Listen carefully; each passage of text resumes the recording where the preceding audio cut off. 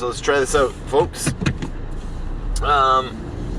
Controversial topic today, and I'm probably going to alienate some of my audience because I know who some of my audience is, and I know they are huge fans of the two people I'm going to talk about today. But please hear me out, please, because what I'm talking about is something that's prevalent in the music industry.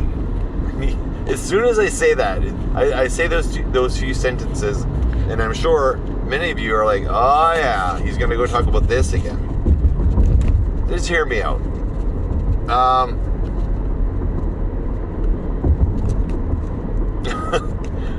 I'm nervous. I'm actually nervous to get started into this. And someone I would really like to hear comment on this particular episode more than anyone is Ryan Sorensen. That guy's got like the most eclectic musical taste of anyone I know. He just put together this song list of the best indie bands of Winnipeg, and I'm listening to it, and it's like, what the? This is really all over the map, and I like it. Don't get me wrong. That's why I like it. His taste is so eclectic. So this might be an interesting one to get his perspective on, but I'm going to go solo today and get this kicked out. So, who are we talking about? Gwen Stefani. Oh yes, pop's little princess. Loved and revered by her fans. Huge, ginormous star. Has been able to play her celebrity into a bunch of other gigs outside of music. By outside of music, I mean I think she was on The Voice, and she's joined that crowd of music people that have gone over to The Voice to be judges, to Voice to judge Voice. If that makes sense.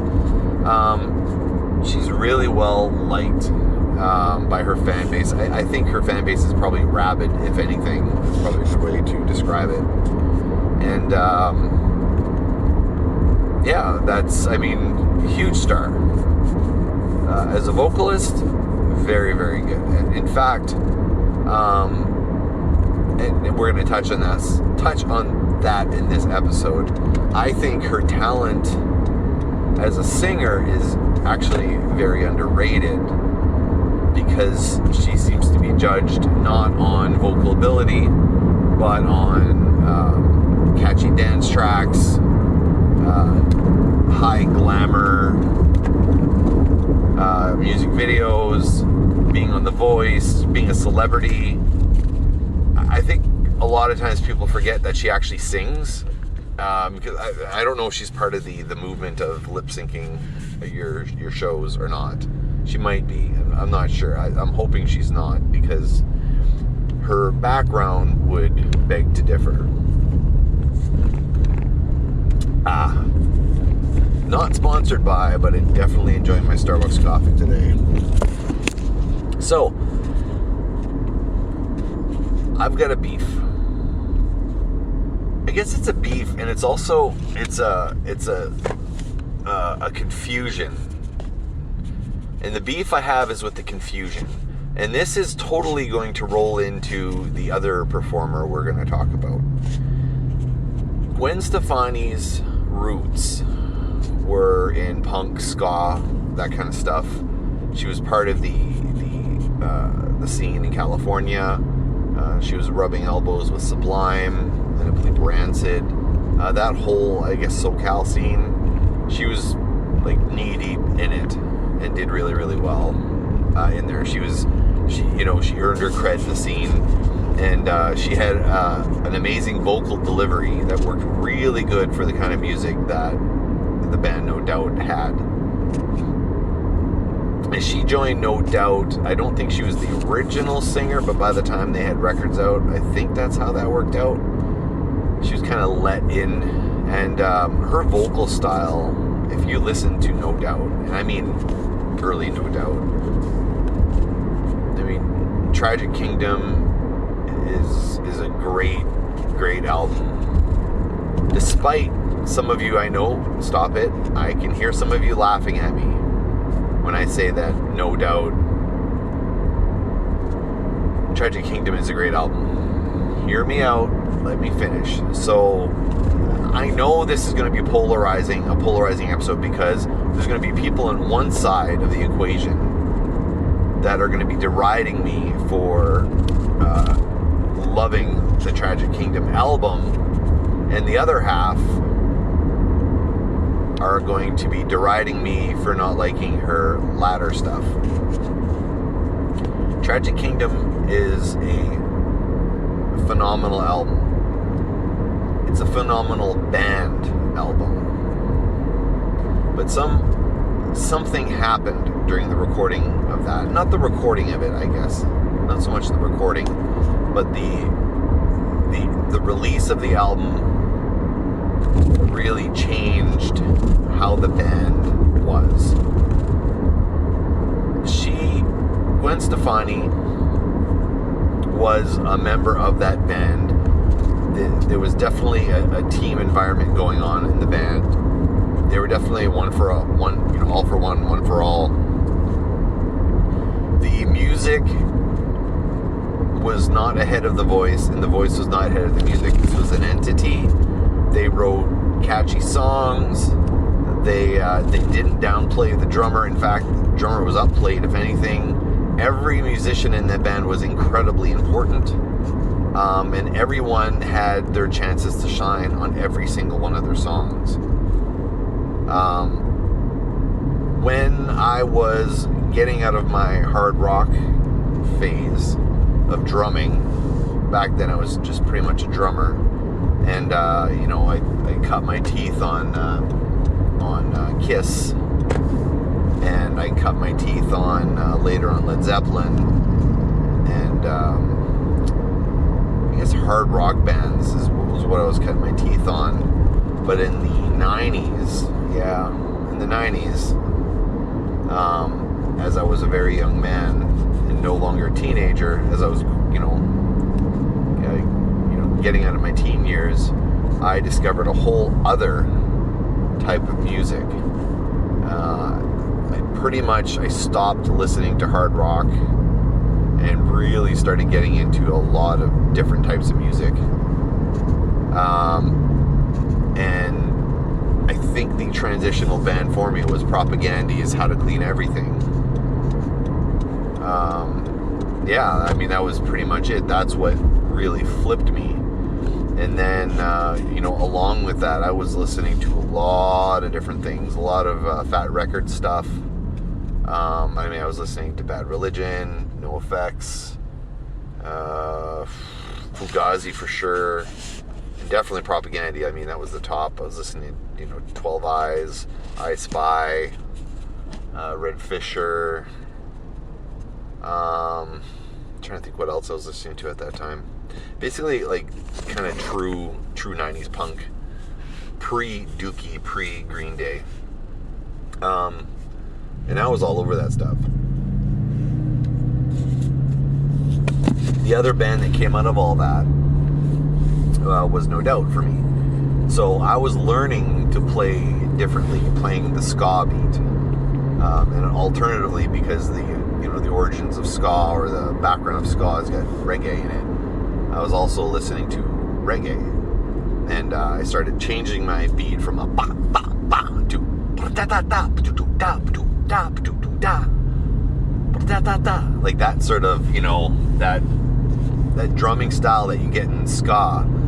Learning, to play in different time signatures and all that stuff, and really the expansion of my drumming ability. That's where it was really formed. And it was really pointed at that point. I was really, I started going back to James Brown funk, and really going there, and the 50s Motown, I guess 50s Motown, 60s Motown. And I was really digging that stuff, and I was really trying different things. So when Tragic Kingdom came out, here's a band that had a phenomenal drummer. And no one ever talks about the drummer, and it kind of bugs me. But a phenomenal drummer. Just, top shelf drummer. Really tight. He didn't over dramatize with too many fills. His rolls were good. His fills were good. They were busy, but they weren't too busy. They were a lot of fun, and it was all about keeping the groove of the music going, and keeping people on the dance floor, I guess. And I mean, No Doubt did that for me. When the No Doubt album came out, that's what stood out for me. That and the bass lines were really strong. And then the singer she sang in a completely different style. She had this weird vibrato to her voice. It was so strong, so powerful, so in control. And I mean, this lady could sing. Like, literally blown away. So I'm listening to this album, and you probably all know where I'm going now. But it gets to that one track, No Speak, which to me is the throwaway track on the album. There's always like a B-side on the album somewhere. And to me, this was an obvious B-side. It was, let's just try something a little bit different, just kind of fool around and do a song that's, different for us. And it wasn't, to me, the way it feels, it didn't feel like this was the song. Like, this was just, it was like, I might listen to it, but I'll probably skip it most of the time. It's kind of nice. But it didn't stand out. It stood out in that, it's nice, but, I want to hear the other stuff. I mean, not that I don't like ballads. I absolutely love ballads. But this wasn't one of those. This was like, this is... It almost felt like it was a joke song a little bit pandering, kind of like, look at us doing a ballad. It kind of felt that way to me. So, I skipped it, didn't think too much about it. But, I mean, the rest of the album was phenomenal. And you know what? It's kind of fun to have an odd track on there, like that. There's a few other albums that have stuff like that. You think about Faith No More they do a cover of Easy by the Commodores. I mean, that's the same thing. It's like, that's kind of quaint. It's kind of cute. But, you don't consider it as a standout track for the band. It's just like, it's kind of fun. It's kind of cute. You might throw it on a mix just because it's odd. And same thing with Don't Speak. It was that song. It was like, like, it's not like it's a real song. It's just kind of whatever. And that's, that was my take on it at the time, because, I mean, their roots and the songwriting and everything was just so powerful. Like, Just a Girl, or, like, strong feminist statements. That's the thing I like, too, because I like my women strong. Like, it's just kind of the way I am. I love the positive message. Hear me roar, I like that. And that's what I liked about it. That song to me felt off, felt different, but I guess it's showing the vulnerable side. Take it for what it is, but I much preferred the, you're not going to push me down. I mean, that whole punk ethic, right? You're not going to push me down. You may say I'm just a girl, but, take a look at me, Like, as a statement, Tragic Kingdom was huge. Huge. So then, post-release of the album, they release a couple singles. They do good. They've officially broken through. They're no longer... they're getting onto the next level of stardom, breaking through that, there's just a ska band, like, oh, no, they're actually one of the better ska bands, and the kind of ska-ish music, and people are starting to take notice. But then Don't Speak is released as a single, and they do a video, and then there's a whole story about it, and they're putting all this importance on this song, like it's the most important song on the album. And it's kind of the way that the video was portrayed and the way people spoke about it. And I guess this song had a lot of impact on a lot of people. But I think in a lot of ways, people kind of forgot that they'd released 2 singles previous to that. And maybe people weren't realizing it was the same band. I mean, the same thing happened with Mr. Big when they released To Be With You and Extremes More Than Words. Like, they're thinking that's what the band is about. And, you know, ultimately, all those songs are like throwaway tracks. I'm not saying they're not great songs, but they're just kind of like a fun aside song to do. Like, yeah, this is what, you know, our sound is like this, but we also, you know, we just kind of fooled around the studio and did this song, which is More Than Words or To Be With You. You know, it's just kind of here's our odd little thing on the side you can listen to, just to show you that we have repertoire, you know. But this song got so much attention and so much notice. I mean, it's not a bad song, don't get me wrong. It's just, after the punch and power and just pure street cred toughness, we're a unit, we're a band, you know, look at us, we're taking over the world together.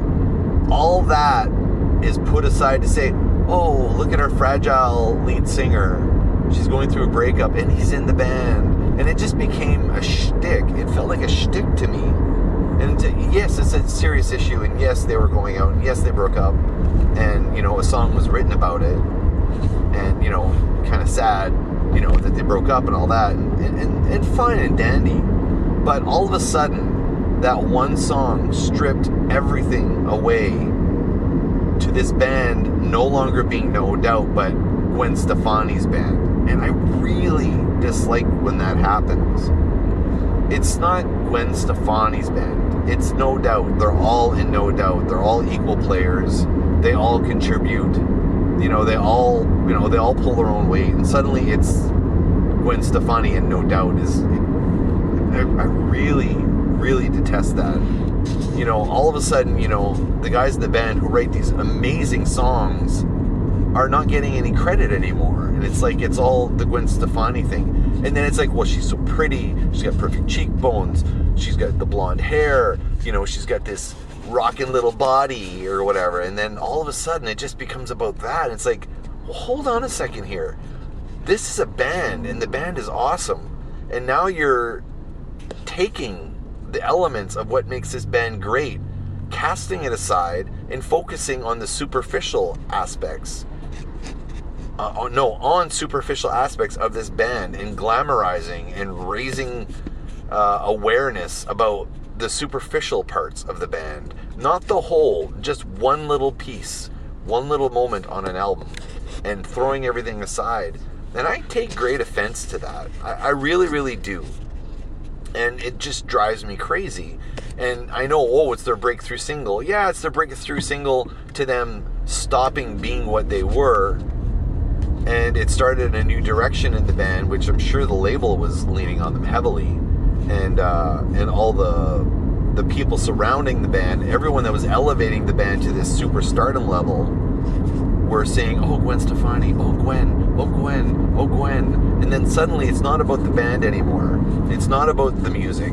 It's not about their identity, their group, their, you know, we busted our asses for years in the scene, and we've made it together. You know, all of us together, we made it together. And all of a sudden, it's not about that anymore. It's about the singer.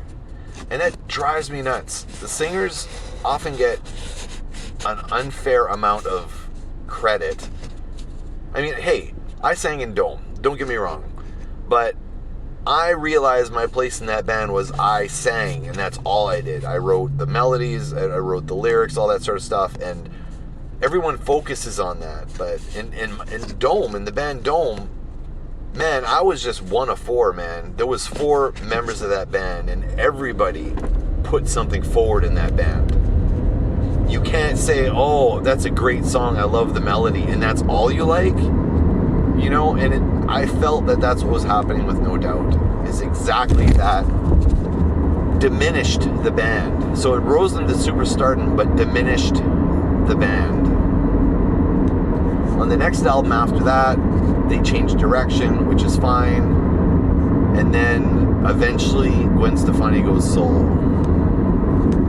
So keep in mind, people elevated No Doubt to the level they became before No Doubt was a single, or before Don't Speak was a single. But all the fans that followed up, they're kind of like, oh, okay, well, yeah, they get the big single, but they still like the band. And, you know, they might have lost some fans over that single because the way the band was portrayed in media, the way they were interviewed, the way the band was discounted, and it was just all about the singer, all that stuff really annoyed the fans like myself. It was like, well, what are you doing? Like, yeah, okay, she's great, she's awesome. I'm not I'm not discounting that at all. She is phenomenal. She is great. But No Doubt is made up of 4 people, and it's that chemistry that gave us all those songs. And if you take any one person out of that band, it is no longer No Doubt. Like, that's what I felt like. They were an all-for-one type of band. So now, you know, we kind of go through with them, and it's like, okay, well, they released another single, or they released another album, and they've changed the sound. It's got a bit more of a funk dance kind of sound to it, and it's like, oh, okay, well, you know, they changed the sound. I guess it's still okay, but it's not catching me like it was before. They're downplaying the guitar, and they're downplaying the drums, and it just feels less of a band and more of a sound. But, you know, fine and dandy, you know, they can experiment. They're allowed to. Now they get all the money in the world. They can try to do whatever they want in the studio. You know, good on you. You guys made it. Now you can kind of call some of your own shots. But I think there was that album, and then it was the album after that. I think there was one more album, and then she went solo after that. And then she just released a pop album. Like a straight up, you know, like, I'm trying not to be mean here. It just felt very unoriginal. It just sounded like a lot of other stuff out there. When No Doubt came out, I thought they had a unique sound. They had a unique vibe. They had a unique groove. They sounded unique. They, you know, I didn't really find that anybody sounded exactly like them. So then when Gwen Stefani comes out and releases a soul album, which is just, you know, her singing, I noticed there was aspects of her voice that she just wasn't using anymore, and she was just using a conformist type of vocal that was just, you know, like Katy Perry or, you know, any of the other pop stars. I mean, I know they weren't around at the time, but you know, Ariana Grande, like, just kind of just fit in with everyone else. So instead of standing atop the pile of the pop punk bands that they were as No Doubt, Gwen Stefani leaves the band to go form a solo career, just do a couple albums just for her that sound just like everyone else. So she went from being an original to, hey, I'm going to play music that sounds like everyone else. And I would have hoped that, you know, even wanting to go in a pop direction, I don't have an issue with that. But to just be so generic, it kind of like, okay, well, you know what? She's kind of doing stuff on her own. But here's what happens. She went generic, and she, going on her own, she really, this was the final separation between her and the band. And, you know, and it's, you know, she was doing it for herself, and I agree. But just the way that the press treated all that, they made it sound like, you know what, she was always better than the band. Because look at her solo career. She's doing this tour and all this stuff, and she's got all these videos, and she's kind of not the odd, you know, geeky girl that we all, you know, that we all enjoyed as the front person for No Doubt. She just became another, you know, platinum blonde bombshell. It's like, she's so much more than that, but they downplayed, I feel, to me, and maybe this wasn't a choice on her part, but maybe it was the label, maybe it was the press, I don't know how or what, but they downplayed all of her power, all of her strength, all of her conviction. All of that, I felt, just got downplayed, and then she was just another pretty girl again. And it's like, no, like, she's so much more than that. Like, I just felt it reduced everything she was doing to just being someone else. And I know I'm totally reading into this far too much than I should be. But it just felt like all of a sudden, let's unpower this woman and take it away from her and just turn her into all the other Pop-Tarts out there that are just selling. I mean, I don't think she was selling sex per se, the way that, there's just over-sexualized these videos and stuff, but I just think they took away from the music and turned it into image, and it was all image. That's probably the best way to describe it. The music was all about image. I don't think it was so much about the songs as about the image of the songs and the videos and the conveyance of a visual thing taking away from the actual sound. So let's fast forward a little bit. She's like, okay, I did my solo career stuff, ready to go back to No Doubt and just blow everyone's socks off. I've been away from the band for too long. I want to go back to my brothers in arms and just go out and make a kick-ass album. It had already been too late.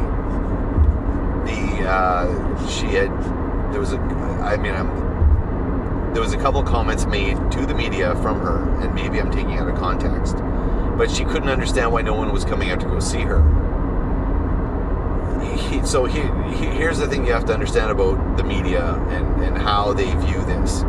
So she finally got to the point of shedding the anchors to her career to go on her own and be another pop star and be the biggest star in the world, sort of thing.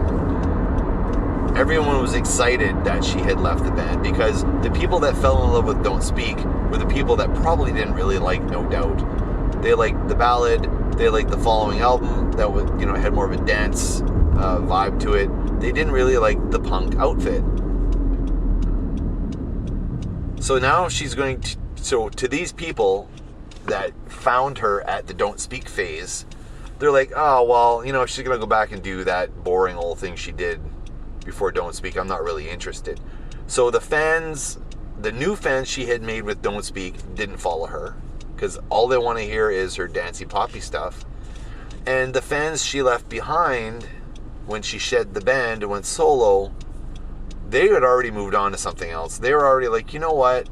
You guys were a great band, and then you kind of pandered to what the media wanted of you. You kind of lost your street cred. Now, this is just perception, right? Like, this is everything that society and the media is saying, is doing and saying around them, and this is the way the story has played out. If this was a novel, this is how it would have been played.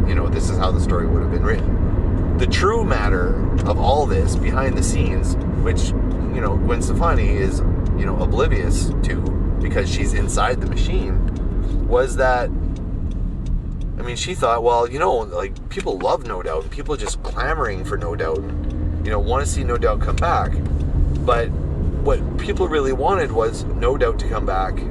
They didn't really want No Doubt to come back, but what they needed to do was prove they could come back as No Doubt with the No Doubt sound, not the changed sound that was like a poppy dance thing, which is kind of what the new album had sounded like. It just sounded like solo Gwen Stefani stuff, which is not what people wanted to hear. She could have just stayed on her own and had that type of music. I think they needed to go back to the roots and be a ska, rock, pop, ska, whatever band, and go back to that. I think they took a bit of a step back with Don't Speak and followed that wave and then stayed with that wave. And then what? And then what? Right? Oh, this is who we are, this is what we do, this is, whatever. And then, hang on, I'm just arrived at my destination. I'm just going to pause this. Sorry. I record these on the road, so you guys gotta, keep in mind, be a little patient with stopping and starting and then all that sort of stuff. But anyway, back on the road, heading back in the other direction. So, as I was saying, her perception was people were clamoring for No Doubt, and she was right. But they weren't clamoring for another Gwen Stefani solo album, which is what it sounded like. They were clamoring for No Doubt. Punchy, poppy, letting the drummer do his thing, having a nice groove, and they wanted that powerful vocalist back. the one who, who is being pushed down for being, a female in a community predominantly male-led, and being, the sore thumb sticking out, but putting her stamp in the scene anyway, and pushing to be, pushing for her rights within the scene, and I don't want to be the Pop-Tart. I want to be, I want to be recognized as a singer for this band, all that sort of stuff. I think that's what people really wanted back, but that's not what we got. I mean, I heard the songs, it's like, well, is this Gwen Stefani or is this No Doubt? Like, I couldn't tell the difference. And there's decidedly, from Tragic Kingdom and the album before that, definitely a different vibe, a different sound from the album that came out after Tragic Kingdom.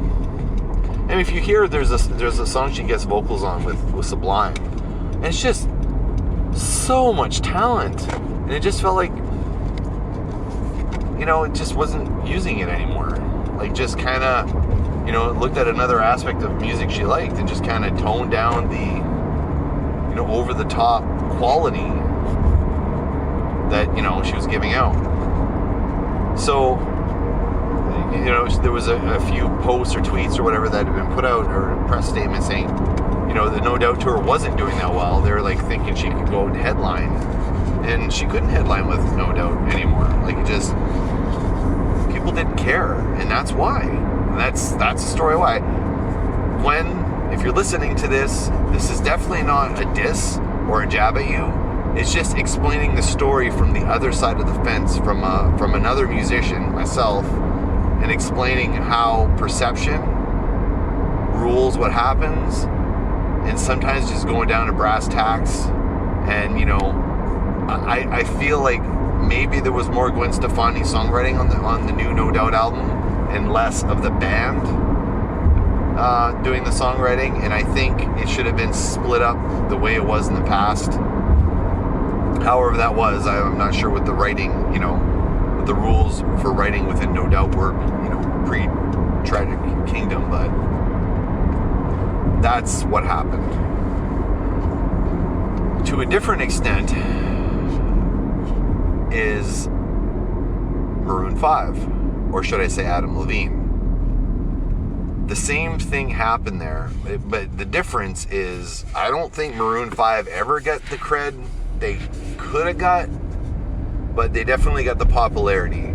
And a lot of the popularity was based on Adam Levine and his amazing looks, an amazing body, and etc., etc., etc. And it downplayed the actual music of the band, and it was more revolved around how they looked and how they appeared and how they presented themselves. Which, again, the same situation. Oh, check out this new song. Well, can we see the video for it? Well, no, just check out this new song. Well, yeah, but I gotta see what they look like. Well, why? If you listen to older Maroon 5, which, as a music guy, a guy who loves music, and as a guy who's a musician, and a guy who feels that you can't critique something unless you've listened to it, and actually really listened to it, I'm that guy. A lot of people take shots at Drake, or some people were hating on Eminem there for a while, or some people hate Kiss, or some people hate Ariana Grande, or whatever. All that hate is based on not even actually hearing the music a lot of the time. And I try not to be that guy.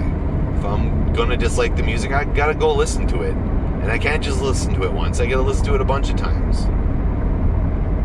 An informed opinion is what I like to say. So,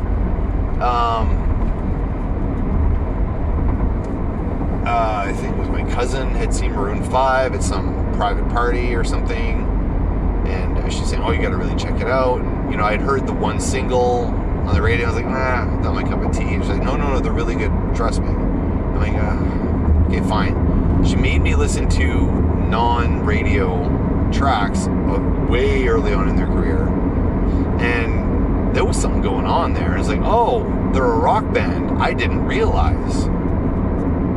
It was rock, but it was still very poppy. It had a poppy edge to it, but the rhythm section was really, really tight, And the musicianship of the rhythm section specifically was like, oh, okay, you know what? I may not be a fan of the guy's voice. I'm not... Something about the tone of his voice I'm not a fan of. But I can get past that if the musicianship and the rhythm section, as a drummer, I love the rhythm section. If that's good, then yeah, I'm good. And it was good. Like, there's a few tracks I heard, it was like, wow, this is groovy.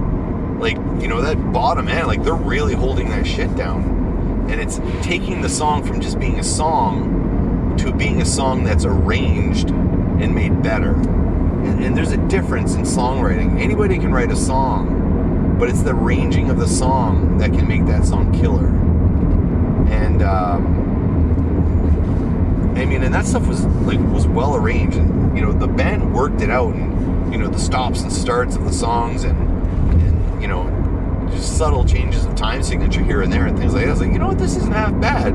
I think I can get past the singer's voice, and after a while, the singer's voice grew on me. It's kind of like some people don't like Neil Young, but then you hear Neil Young on the radio, or you listen to a couple of his albums, and you're like, yeah, you know what, I'm used to it, I'm fine.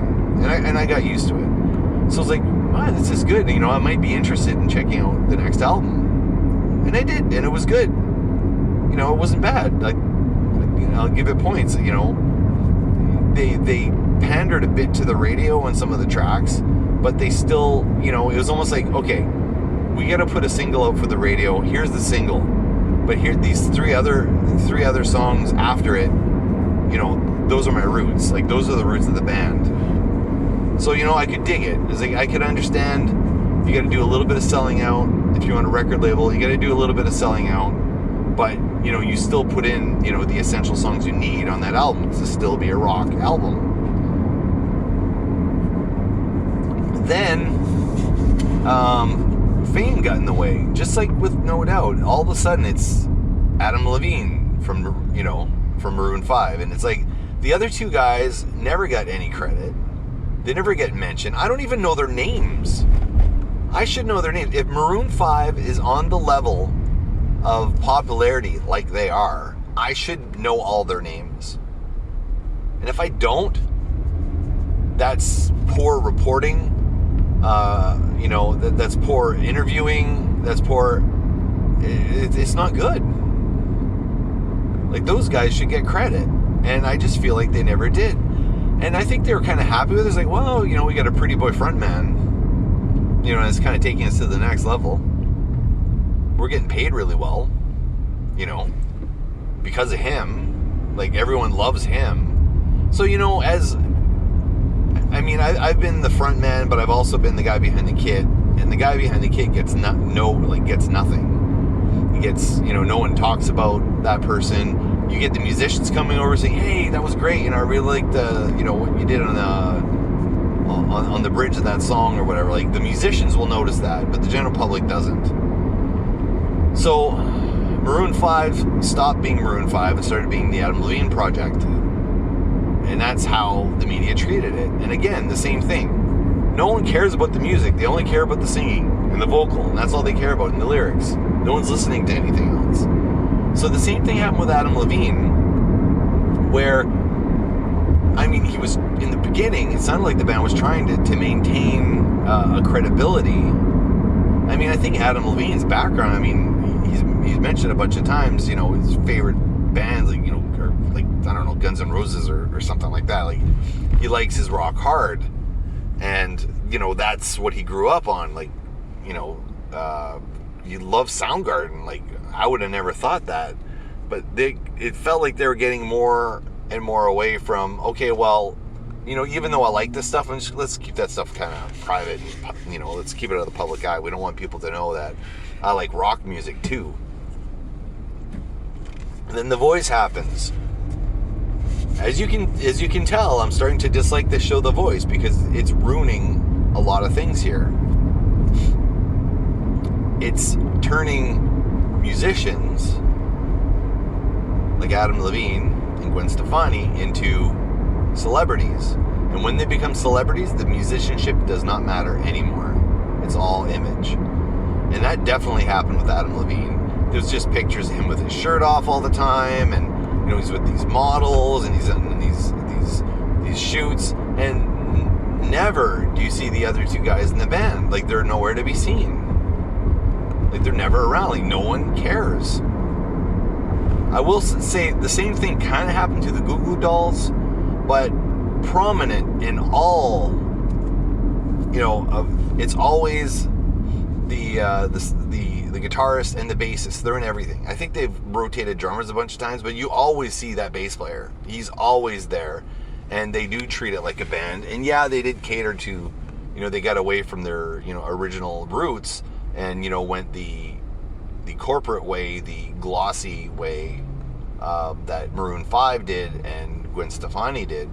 But at least, there's a conscious effort to keep the bass player in the mix of things, because obviously he's part of the sound. So, I give them credit, even though some people kind of maybe shit on Goo Goo Dolls. I give them credit for at least they're trying. And I think they're still, even though they've got the pandering ballads and stuff, they're still doing rock songs as well. Like, it's not just one thing, it's a little bit of everything. But it feels like Maroon 5, again, when everyone's in your ear telling you you're beautiful and you're awesome, and, Maroon 5 is Adam Levine, you hear that enough times, and then everything else just starts to fall off the side, and you start to believe what they're telling you. But you shouldn't be doing a rock song, Adam Levine. You should be doing a pop hit. I bet you could write a big pop hit. You should write... let's take the guitar. Let's take guitar out. Let's keep it, keyboard driven. Yeah, we need keyboard. And you know what? I'm sure your drummer's fine, but let's just put let's just loop a drum beat here. Your drummer wants to program the beat. Yeah, no, you know what? We'll do that. We'll let the producer take care of that. Why don't you? You know what? Why don't the band just stay home? Why don't you just come in? We'll take the music, that you wrote. Did you co-write this with the other guys in the band? Okay, well, we won't use those songs. The songs that you write, you can bring in the studio, and then we'll polish it up, and we'll tell you how to make it sound the way that'll sell. Yeah, Adam Levine. Maroon 5? No, Adam Levine, the Adam Levine Project. Okay, gotcha. It just felt like it was going in that direction. And I don't know if you understand this or not, or if it makes sense, or if it sounds like I'm talking out of my ass. But I really wanted to give props to the guy. I don't know if he's the bad guy. I think he's too far inside the machine, especially with the whole voice thing, the show The Voice, that it doesn't matter anymore. It's kind of irrelevant. Like, he has no idea what's going on, and he's stopped being relevant. He's just somebody singing a corporation's song. Even if he is writing these songs, no one cares. It's the whole American Idol thing. Well, you know what? We're not looking for songwriters. We're looking for singers who are pretty. Like, that whole pressure on what's her name? American Idol runner-up. Kelly Clarkson's. Thank you. That whole thing with her. She wanted to write her own music, and they kept saying, no, we have a division of our company that does that for you. We don't want you doing that. We don't want you to be a songwriter. Because then we'll have to pay you royalties. We don't want to do that. But when she did, and hear me out here, there might be those that are on the anti-Adam Levine, anti-Gwen Stefani are going to really hate me now. But Kelly Clarkson pushed to do her own album that she wrote the songs for. She pushed, and they said no. They said no. Well, maybe on your next album you can do that. Maybe, and then finally, she really stood up to the machine that was American Idol, the American Idol Corporation, or whatever you want to call it. But she really stood up, and she finally put an album out that she wrote. And it didn't sell very well. Probably because it was never pushed. Probably because it was never promoted properly. And probably because the powers that be that let her finally put out that album that she really wanted to put out, they wanted it to fail. They needed it to fail. They needed to rein her back in and say, hey, guess what? Our songwriting is better than yours. Trust in us. we know the machine, we know how it works. Let us do our thing. Just sing the songs we write for you. And it really makes me angry because Kelly Clarkson is incredibly talented. And the album where she was writing her own songs is phenomenal. It's a great rock album. Yeah, it's got some pop to it, but man, this girl's got grit. This girl can sing anything. And the material on this album, the songs are so much better written. There's more production put into hearing what a guitar actually sounds like instead of synthesized.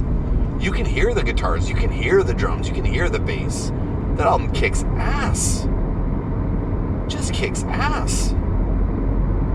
From Kelly Clarkson. And you know what? Most of you don't even know this because they buried that album. That album should have been her best-selling album of her career. But it wasn't promoted right. And it was good. So Maroon 5, Adam Levine, here he is, pandering to the masses, writing exactly the stuff, the types of songs that the suits, the corporation, the music industry wants out of him. Because, you know what, we can sell you better. We can make more money. We can sell more records, or I guess that's not a thing. We can get more streams, more downloads, more YouTube views. If you're parading around without a shirt on, and the song doesn't have to be good. We just need a song that portrays that image of you being, every woman's fantasy. We just need that. We need that. We if you get a song with a guitar in it, you know what? We don't want an audience of men. We want an audience of women that are lusting after you. That's the image we need from you. If you put guitar in that, you might scare some of those girls away. You might bring in some male audience, and the female audience with you is strong enough, and we just want to make it bigger and bigger and make you every woman's fantasy. And we need the music, the soundtrack to go to that. Like, it just feels like that. And I don't know. I don't know the inner workings of the songwriting for anything that Adam Levine's done, and this is all juxtaposition within my head based on what I hear from headlines and tweets and what I hear and what I see from the media. But he's got no credibility. When they had this whole thing where they want to pull him from the Super Bowl because he doesn't represent rock and roll, and he's like, oh, I represent rock and roll. I grew up on this, I grew up on that. Rock's dead, all this sort of stuff. All these statements he's making. Like, he really needs a better public. If he wants to get credibility, which I think he could turn his career around. And by turn his career around, get credibility, because he has none. He is the least credible musician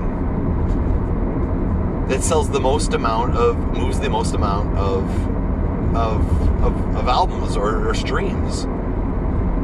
He is so impotent in the credibility side. But you know what? The guy still plays guitar. I'm sure he can wail. I'm sure he sang at the Chris Cornell tribute thing. And he sounded great. He sounded good. He can do it. Why don't you try and get some credibility back? You've got the money in the bank. You don't need to be bigger than you are. Go back and get that cred back. The cred that you almost had in the beginning that was lost because they pounced on you right away and just turned you into a face instead of a voice and a songwriter. Yeah. Wow, did I get heated up on that? So that's what I got to say about that whole thing. There's another artist that falls in this category. The same thing, if you think about it, they tried to do the same thing with Jim Morrison way back in the day. Oh, you're better than your band. You're the shining star. And he never really, the Doors put out fairly consistent albums. It was always the band and the sound, and it was all four of them, and it was always all four of them. And they didn't cave into that. And I think Morrison, he played with the image a bit, but then he would do something revolting or shocking to harm that image that people were constructing around him. He did that photo shoot, the famous photo shoot where he's wearing that beaded necklace or whatever with his shirt off. That whole time, he was just like, ha ha. You know, it's like he was in on the joke. But then they get one stoic pose out of him, and then all of a sudden, you know, oh, he's a lover. He's an Adonis. He's, you know, all this sort of stuff. So then he goes and gets fat, almost on purpose, to kind of go, hang on a second. You think you know me? You don't know me. I'll show you who Jim Morrison really is. You know, that kind of thing. I want Adam Levine to do that. I want Adam Levine to show people that, you know what? You know, I'm going back to my effing roots. I'm going back. I want to prove to you. And you are going to get criticized and laughed at and lauded, or not lauded. You're going to get mocked. But do it for your own soul, for your own self. You have the record industry by the balls right now.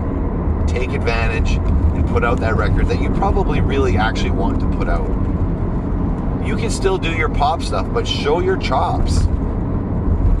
Show your chops. Do like as much as I may dislike Dave Grohl, despite the height of his success with this bro rock he does with the Foo Fighters, you know, which is a far cry. The first album was, I liked his first album a lot, but he kind of turned into, as talented as, that's the thing that frustrates me. Okay, let's get into Dave Grohl. We're just going to do it. Dave Grohl is an amazing drummer, an amazing musician, an amazing songwriter. And he has written some great songs, and there are some Foo Fighters songs I like, but there's this image of Dave Grohl that people just really dislike. Like, he's the last known rocker. He's the only, you know, the Foo Fighters are the only rock band out there that's still, you know, that's still stadium level of the newer bands. But then he goes out and puts an album like Probot, which was actually really freaking cool and heavy as all get out. I mean, he goes and does that. He didn't need to do that. So, I mean, I'll give him a little bit back and say, you know what? But he's still a phenomenal drummer. Like, as much as I try to dislike him, I'll hear him sit behind the kit, like on the Queens of the Stone Age album, or on something else, like he's just backing up Lemmy or something, or, you know, whatever. He's just doing one of those things. It's like, I really like him as a drummer. I really do. And yeah, I've played a lot of Nirvana songs in my time, a lot, over and over. And it was part of that sound I was talking about at the beginning of this episode, that No Doubt sound, that, all those bands, like Nirvana kind of fell into that whole cadre of drummers that I was following. Dave Grohl was like the guy when Foo Fighters came out. I was like one of the first people, to buy it, well before Big Knee came out. I bought it when it came out, like the week of release or whatever it was. And I'm like, he played all the instruments, and it was a great album. It was strong. It was good. It was, it was freaking awesome. But, I mean, he's doing a bit of pandering a little bit, man. He's kind of, it's called bro rock, I guess. I don't know. I mean, it's not bad. It's just, for as talented a guy as he is, he's kind of playing kind of generic rock. I like Dave Grohl when he experiments. I honestly do. I really like it when, even his that album Timepiece, which is not officially released or an official album or anything. Timepiece is pretty damn good. But I mean, he still goes out and does all these side projects, and I think it's to keep relevant, but it's also to keep him hungry. And then he'll go do a Foo Fighters record to make everybody happy. That's fine. But I think I'd like to see him do a bit more. Okay, yeah, I know I did this. I mean, his drumming on the Tenacious D records is sick. Absolutely sick. It is so good. It is so great. That's what I like hearing. And, he can play different styles of music. And, I really like seeing him make this band on, all his loves instead of the bro rock sound that is Foo Fighters. But, whatever. Take what you can get. Anyway, wow, that was a long drive. So all this podcast was all recorded on the way home to get to go pick up gifts that we forgot to bring with us.